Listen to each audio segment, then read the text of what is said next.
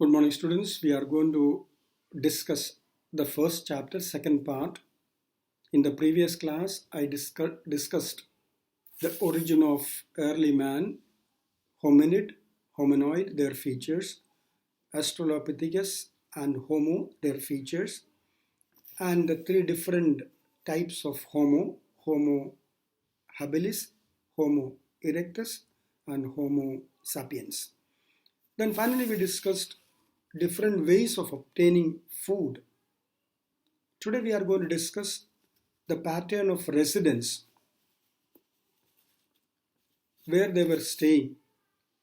According to archaeologists, they were staying in the beginning on trees. The early humans used to live in trees because they had same kind of features of an ape. Later, they lived in caves and open air. Between 400 lakhs and 1.25 lakhs years ago, they started to live in caves and open air sites. Archaeologists excavated number of caves and sites from Europe and Africa. In the open air space, they made small huts with a stone floor. Then they started making tools in that small huts. Now, what kind of tools they made? The earliest evidence for tool making and use of tools came from Ethiopia and Kenya. Both men and women were tool makers. They made tools for obtaining food. They made tools like spear, bow, arrow, hammer, stone blades, etc. Now, what were the modes of communication? Among the living being, only humans alone have a language.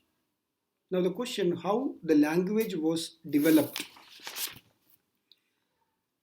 It is believed that the hominids developed hand movement in the beginning. The language, the mode of communication started with the hand movement. Secondly, they developed vocal and non-verbal communication. They developed vocal singing and humming. And it is believed that the spoken language developed about 2 million years ago. Now, we are going to talk about their activities, mainly the painting. Early human painting have been discovered from various caves, especially from France and Spain. They painted animals, bull, horses, oxen, and lions, etc. They painted between 30,000 to 12,000 years ago. Now, what were the features of the painting? They painted animals, they painted men, they painted women. Men have been painted both individually and in groups. Women were depicted only in groups. Men were painted near the animals. Women were not painted near the animals. And group of animals were also painted. I repeat the features of painting once again. They painted both animal, men and women. Men have been painted both individually and in groups, whereas women were depicted only in groups. Men were painted near the animals, women were not painted near animals. And they also painted groups of animals.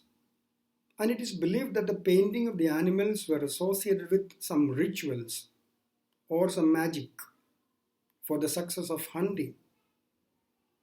Others suggesting that the caves might have been a meeting place for the people, so for the time pass they painted in the caves. Thus we have completed the second part of the chapter 1.